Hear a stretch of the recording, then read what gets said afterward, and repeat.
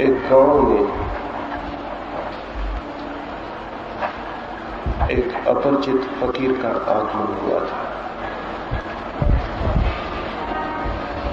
उस गांव के लोगों ने शुक्रवार के दिन, जो उनके धर्म का दिन था, उस फकीर को मस्जिद में बोलने के लिए आमंत्रित किया। वो फकीर बड़ी खुशी से राजी हो गया, लेकिन मस्जिद में जाने के बाद जहां की गांव के बहुत से लोग इकट्ठा हुए थे, उस फकीर ने मंच पर बैठकर कहा, मेरे मित्रों, मैं जो बोलने हूं, जिस संबंध में मैं बोलने वाला हूं, क्या तुम्हें पता है वो क्या है? बहुत से लोगों ने एक साथ कहा, नहीं, हमें कुछ भी पता नहीं। वो फकीर मंच से नीचे उतर आया और उसने कहा, ऐसे अज्ञानियों के बीच बोलना मैं पसंद नहीं करूंगा, जो कुछ भी नहीं जानते, जो कुछ भी नहीं जानते हैं उस विषय के संबंध में जिस पर मुझे बोलना है, उनके साथ कहां से बात शुरू की जाए, इसलिए मैं बात शुरू ही नहीं करूंगा। वो उतरा और वापस चला गया। वो सभा, वे लोग बड़े हैरान रह गए, ऐसा बोलने वाला उन्होंने कभी देखा न था। लेकिन फिर दूसरा शुक्रवार आया और उन्होंने जाकर उस फकीर से फिर से प्रार्थना की कि आप चलिए बोलने। वो फकीर फिर से राजी हो गए और मंच पर बैठकर उसने फिर पूछा, मेरे मित्रों, मैं जिस संबंध में बोलने को हूं, क्या तुम्हें पता है वो क्या है? उन सारे लोगों ने कहा, हाँ, हमें पता, क्योंकि नहीं कहकर वे पिछली दफा भूल कर चुके। उस फकीर ने कहा, तब फिर मैं नहीं बोलूंगा, क्योंकि जब तुम्हें पता है तो मेरे बोलने का कोई प्रयोजन नहीं। जब तुम्हें ज्ञात ही है तो ज्ञानियों के बीच बोलना फिजूल है। वो उतरा और वापस चला गया। उन गांव के लोगों ने बहुत सोच विचार के ये तय किया था कि अब की बार नहीं, कोई भी नहीं कहेगा, लेकिन हाँ भी फिजूल चली गई। तीसरा शुक्रवार आया, वे सारे लोग फिर उस फकीर के पास गए और उन्होंने कहा कि चलें और हमें उपदेश दें। वो फकीर फिर राजी हो गए। वो मंच पर आकर बैठा और उसने पूछा, मेरे मित्रों, क्या तुम्हें पता है मैं क्या बोलने वाला हूं? उन लोगों ने कहा, कुछ को पता है और कुछ को पता नहीं।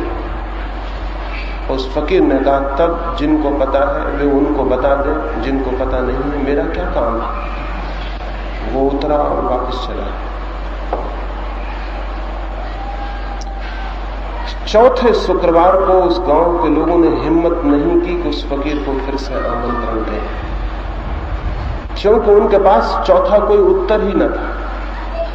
3 उत्तर थे और तीनों समाप्त हो गए थे और तीनों व्यर्थ हो गए थे। अगर आज मैं भी आपसे ये कहूं तो आपके पास चौथा उत्तर है? चौथा उत्तर क्या हो सकता है? और अगर चौथा उत्तर न हो तो एक रास्ता तो यह है कि उस फकीर के भांति मैं भी उतरूं और चला जाऊं और आपसे कहूं कि बोलने का कोई मतलब नहीं। और या फिर चौथा उत्तर मैं आपको बताऊं, मैं उस फकीर जैसा कठोर नहीं हूं, इसलिए नहीं जाऊंगा, उस संबंध में निश्चिंत रहें। और चौथा उत्तर क्या हो सकता है उस संबंध में आज आपसे मैं बात करूंगा। ये चौथा उत्तर न केवल जो मैं कहूंगा उसे समझने के लिए जरूरी है, बल्कि जीवन को, सत्य को जानने के लिए भी वही चौथा उत्तर जरूरी है। परमात्मा की खोज में भी वही चौथा उत्तर जरूरी है। आनंद की तलाश में भी वही चौथा उत्तर जरूरी है। काश उस मस्जिद के लोगों ने वो चौथा उत्तर दिया होता, लेकिन जमीन पर कोई ऐसी मस्जिद और मंदिर नहीं है जहां वो चौथा उत्तर मिल सके, इसलिए वहां भी नहीं मिला। वो चौथा उत्तर क्या है जो कि यदि दिया गया होता तो वो फकीर उस दिन वहां बोलता और लोगों से अपने हृदय की बातें कहता। क्या ये 3 ही उत्तर हो सकते थे? क्या ये नहीं हो सकता था कि वे सारे लोग कोई भी उत्तर न देते और चुप रह जाते? वो चौथा उत्तर होता। वे कोई भी उत्तर न देते और चुप रह जाते। वो चुप रह जाना चौथा उत्तर होता। और जो चुप रह जाने में समर्थ है वो उस बात को भी समझ सकेगा जो कही जा रही है, और उस जीवन को भी समझ सकेगा जो हमारे चारों ओर मौजूद है। लेकिन हम में से चुप रहने में कोई भी समर्थ नहीं। हम बोलने में समर्थ हैं लेकिन चुप रहने में समर्थ नहीं।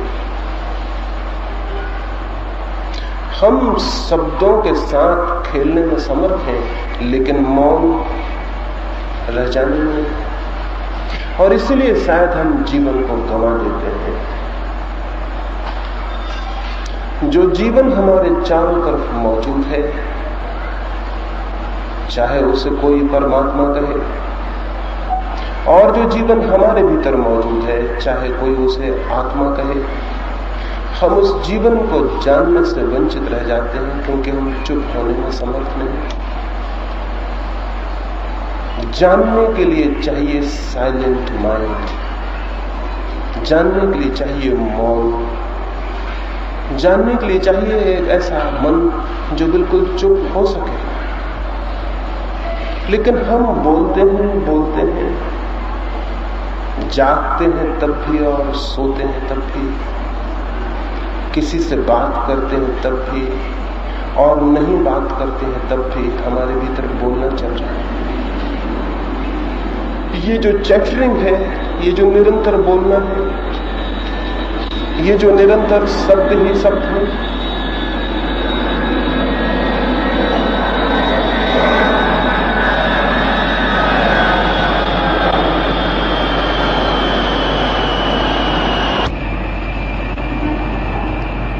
इन शब्दों और शब्दों में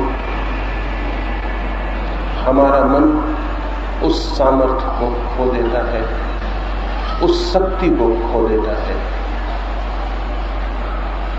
उस शांति को खो देता है, उस दर्पण को खो देता है जिसमें कि जीवन को जाना और जिया जा सकता है।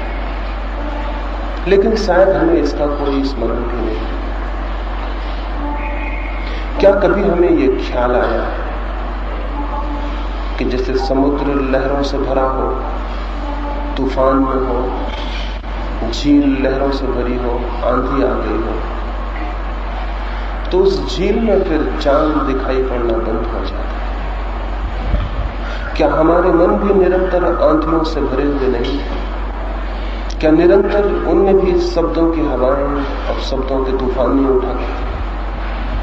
क्या कभी एक क्षण को भी वहां शांति होती है, सब मौन होता है? नहीं होता।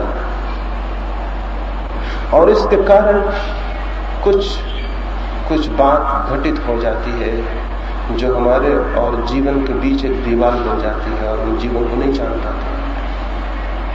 और फिर इसी मन को लेकर हम खोजने निकलते हैं, शास्त्रों में खोजते हैं। इसी मन को लेकर हम पहाड़ों पर जाते हैं, इसी मन को लेकर हम मंदिरों में जाते हैं। लेकिन मन हमारा यही है जो शब्दों से भरा हुआ है। और कभी हमें ये ख्याल भी पैदा नहीं होता कि ये मन जो इतना ज्यादा भरा हुआ है, इतना ज्यादा व्यस्त, इतना ऑक्युपाइड है, इतना शब्दों से दबा है, इतने शोरगुल से भरा है, ये क्या जानने में समर्थ हो सकता है? जानने के लिए इसके भीतर अवकाश कहां, स्पेस कहां, जगह कहां,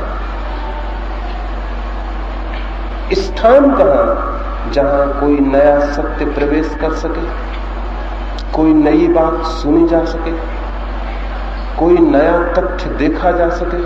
जगह कहां है? मन खाली कहां है? मन है भरा हुआ।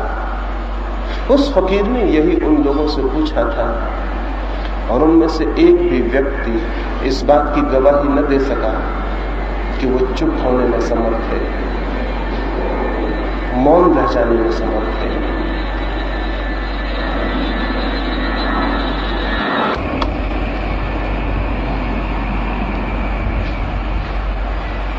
और तब उस फकीर ने ठीक ही किया कि उनसे वो कुछ कहने को राजी न हुआ।